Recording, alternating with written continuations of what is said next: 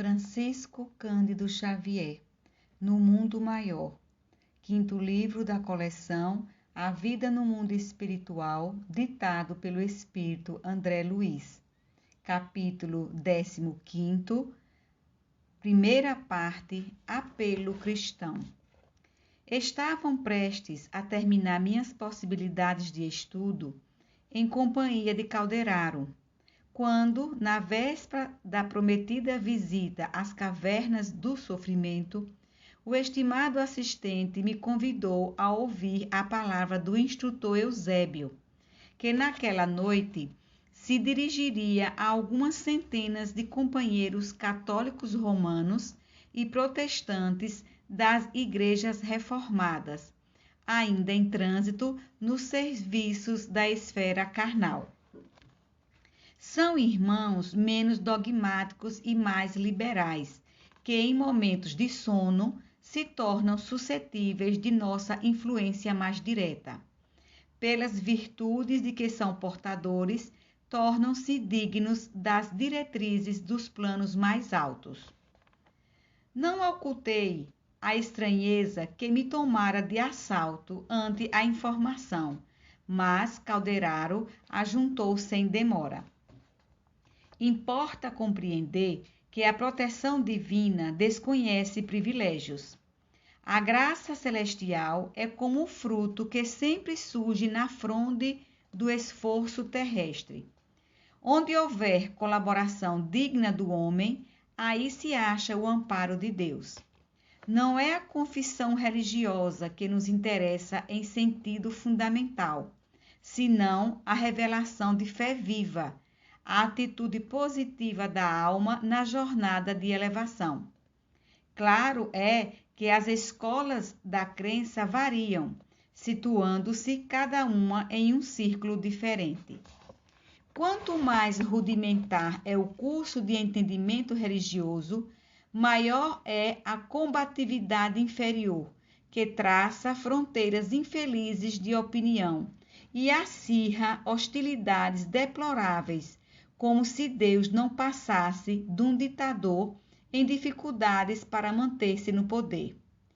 Constituindo o espiritismo evangélico prodigioso núcleo de compreensão sublime, é razoável seja considerado uma escola cristã, mais elevada e mais rica, possuindo tamanhas bênçãos de conhecimento e de amor. Cumpre-lhe estendê-las a todos os companheiros, ainda quando esses companheiros se mostrem rebeldes e ingratos em consequência da ignorância de que ainda não conseguiram afastar-se. A compaixão de Jesus poderia ser medida pelo estado de evolução daqueles que o seguiam de perto. Diante da mente encarcerada no vaidoso intelectualismo de muitas personalidades importantes de sua época, vemo-lo inflamado de energia divina. Pelo contrário, em Jerusalém, no último dia, à frente do populacho, exaltado e ignorante, arraigado embora aos princípios da crença, encontramo-lo silencioso e humilde, solicitando perdão para quantos o feriam. Imprimindo inflexão mais carinhosa, a palavra acrescentou bondoso. Não nos esqueçamos que, acima de tudo, nos empenhamos numa obra educativa.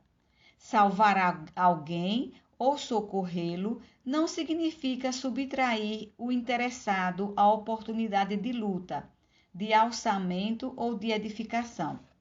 Constitui amparo fraternal, para que desperte e se levante, entrando na posse do equilíbrio que caracteriza aquele que o ajudou. O Supremo Senhor não se compraz com possuir filhos miseráveis e infelizes na criação. Espalha bênçãos e dons, riquezas e facilidades eternas a mancheias, esperando apenas que cada um de nós se disponha a reger com sabedoria o patrimônio próprio. Como vemos, todos os setores do serviço espiritual reclamam a divina assistência. Antes de mais amplas elucidações do referente ao assunto, alcançamos o campo tranquilo, onde o nobre emissário se fazia ouvir. De relance, observei que a reunião agora não se assinalava por grande número de colegas encarnados que ali se contavam por poucas centenas, assistidos por quantidade considerável de cooperadores da nossa esfera de ação.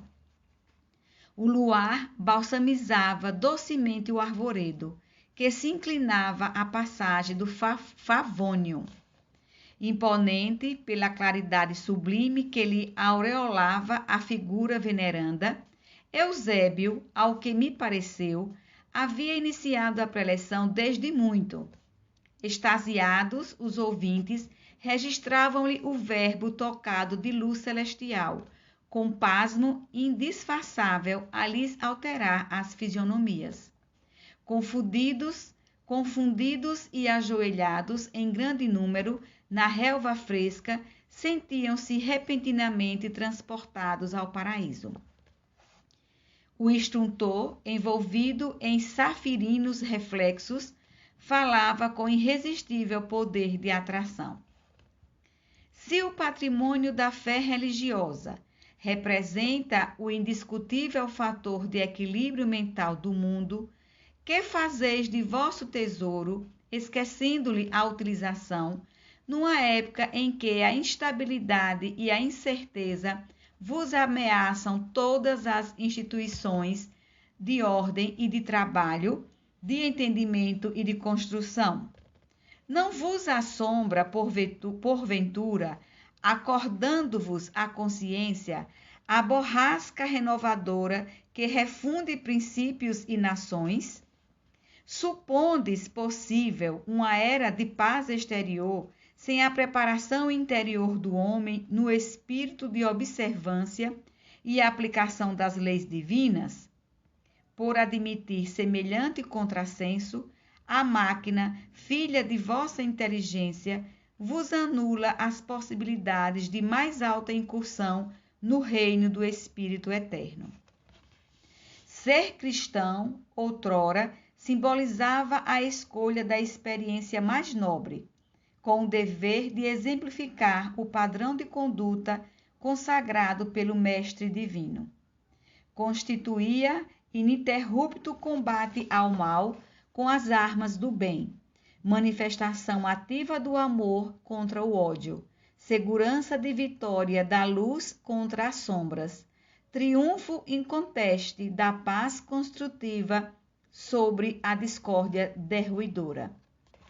Ante o moleque do Estado romano, convertido em imperialismo e corrupção, os sectários do Evangelho não se expunham a polêmicas mordazes, não se enredavam nas teias do personalismo dissolvente, não dilapidavam possibilidades preciosas a erigir fronteiras dogmáticas.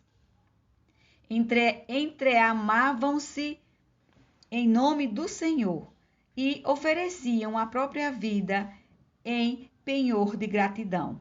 Aquele que não trepidava em seguir para a cruz por amor a todos nós.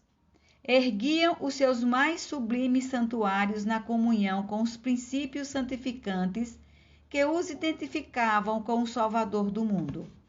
Sabiam perder vantagens transitórias para conquistar os imperecíveis tesouros celestiais. Sacrificavam-se uns pelos outros, na viva demonstração do devotamento fraternal. Repartiam os sofrimentos e multiplicavam os júbilos entre si. Morriam em testemunhos angustiosos para alcançar a vida eterna.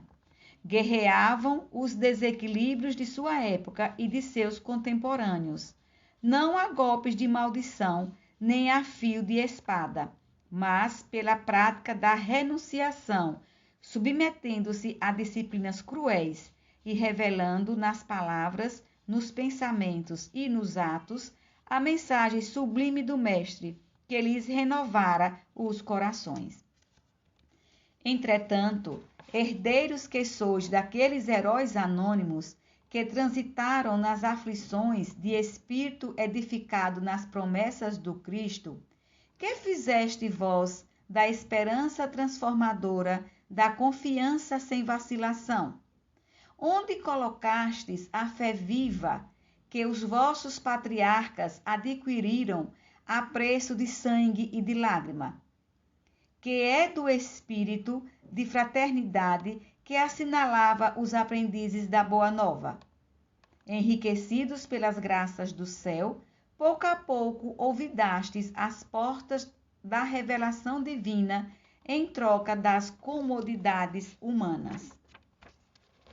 Construístes entre vós mesmos barreiras dificilmente transponíveis.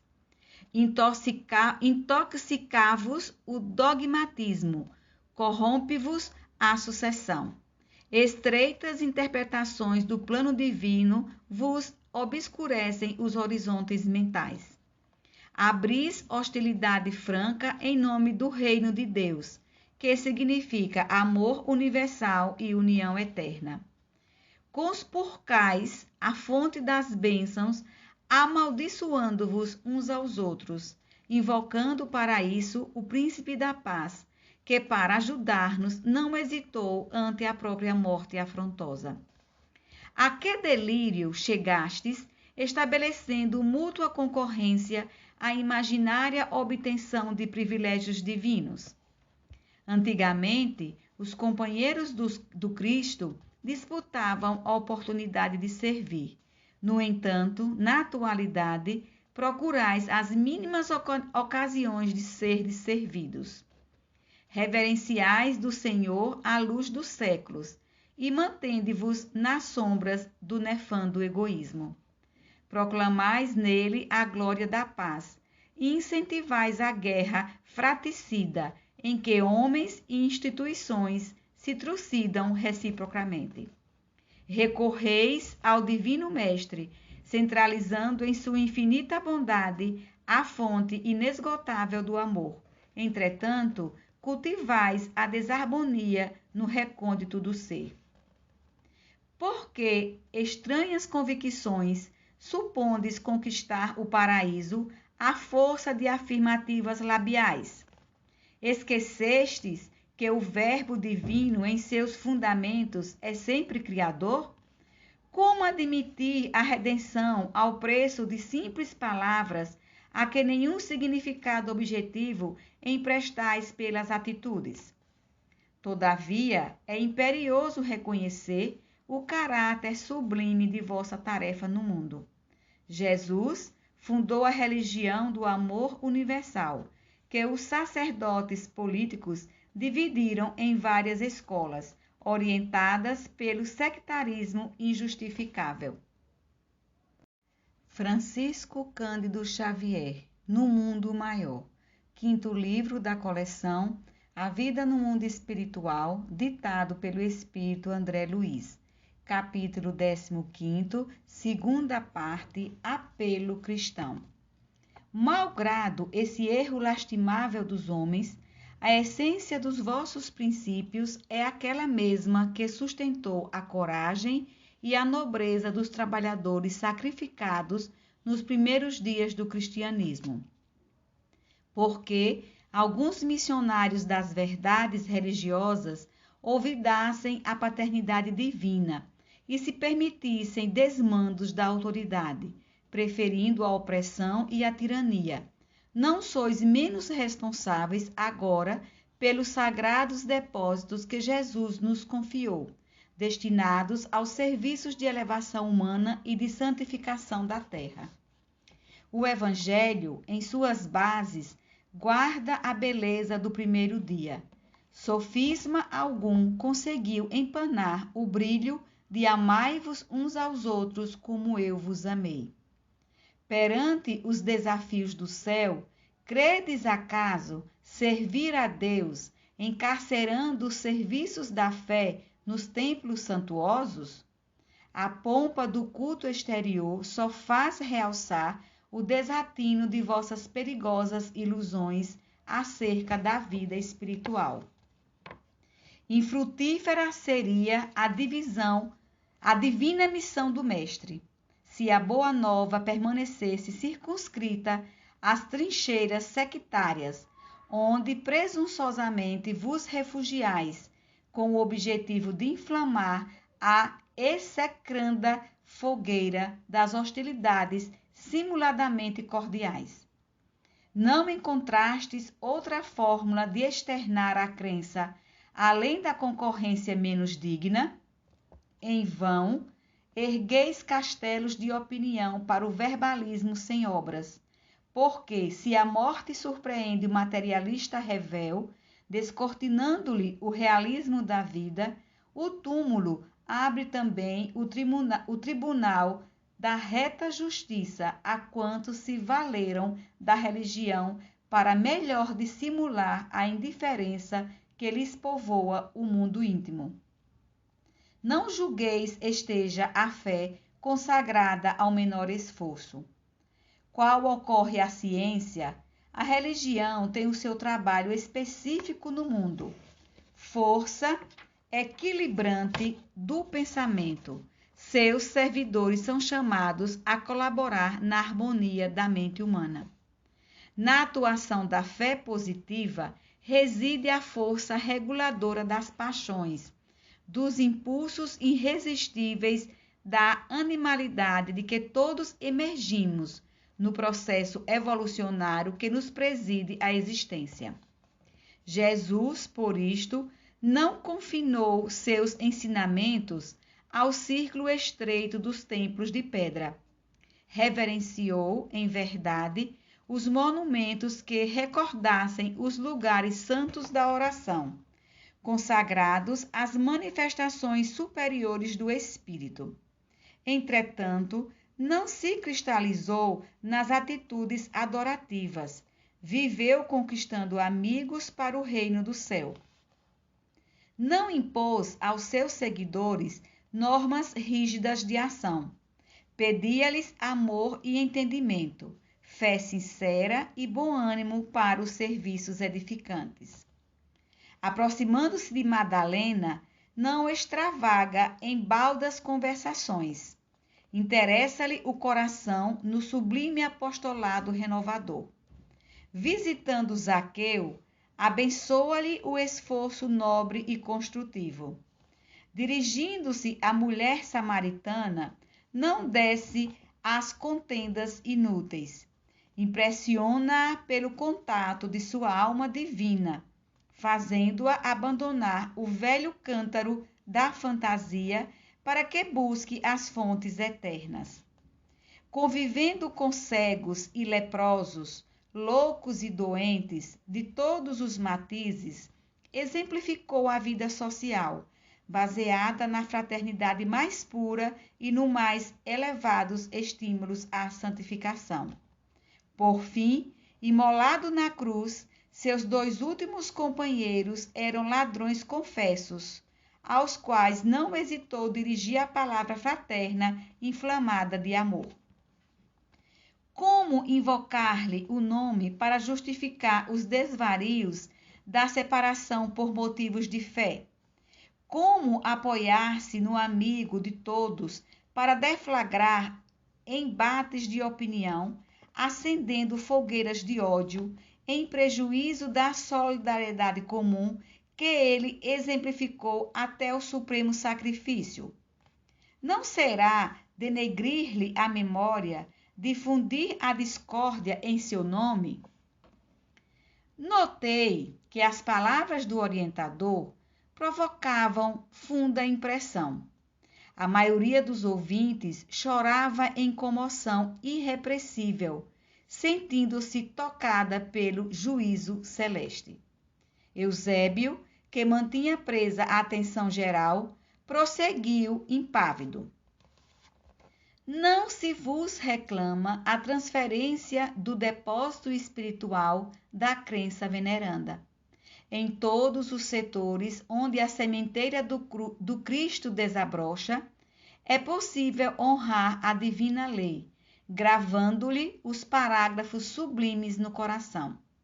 O que se pede do vosso espírito de crença é o aproveitamento das bênçãos celestiais, esparzidas sobre vós em caudalosas correntes de luz.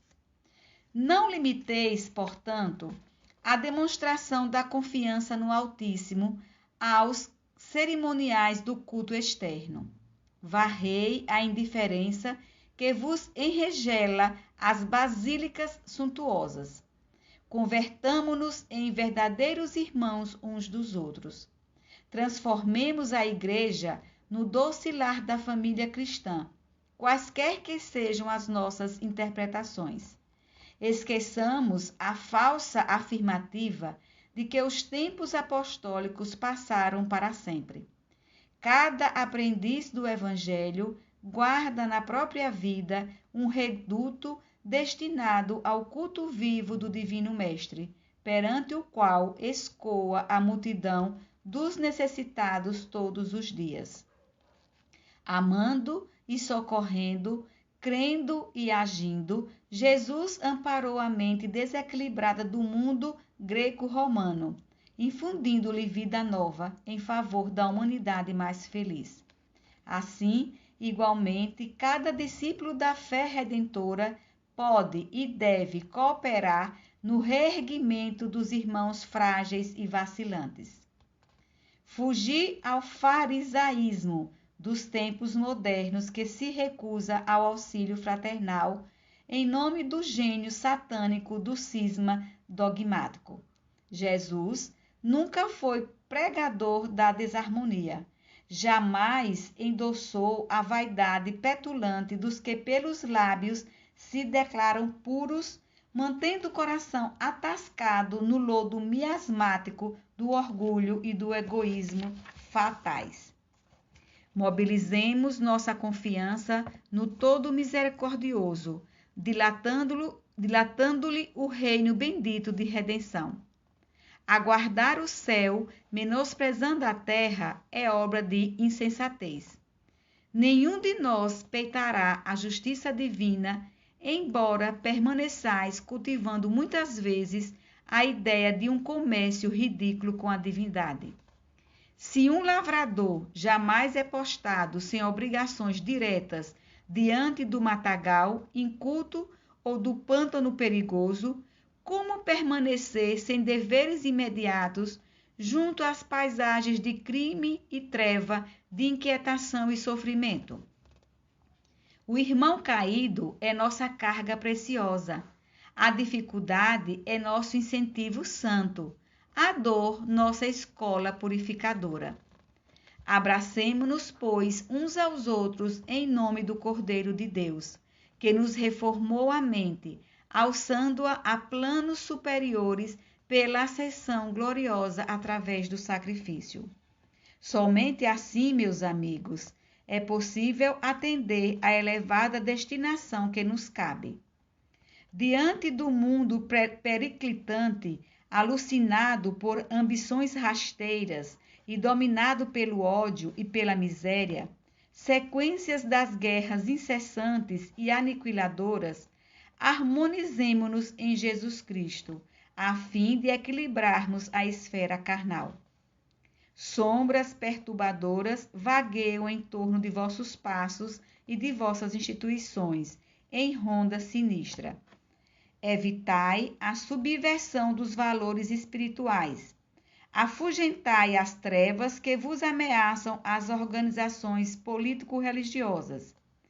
Temei a ciência que estadeie sem a sabedoria. Livrai-vos do raciocínio que calcula sem amor. Revisai a fé, para que seus impulsos não se desordenem à míngua de edificação. A crosta da terra é atualmente um campo de batalha mais áspera, mais dolorosa. Despertai a consciência adormecida e afeiçoai-vos à lei divina, olvidando o cativeiro multissecular da ilusão. A salvação é contínuo trabalho de renovação e de aprimoramento. Ao mundo atormentado, proclamemos a nossa fé em Cristo Jesus para sempre. Eusébio, ao terminar, estava aureolado de prodigiosas emissões de luz. A assembleia prosternada mostrava semblantes lívidos e de estupefação. Enorme grupo de colaboradores de nosso plano elevou a voz em harmonias, entoando comovente cântico de glorificação ao Supremo Senhor. As melodiosas notas do hino perdiam-se ao longe, no arvoredo distante, nas asas de suave brisa. Terminados os serviços da reunião, reparei que os amigos encarnados, sob o amparo de colegas das nossas atividades socorristas, não se afastaram animados e otimistas, porque muitos deles, compreendendo, talvez com mais clareza, fora do veículo denso da experiência física, os erros da crença transviada, se retiravam cabisbaixos, soluçando.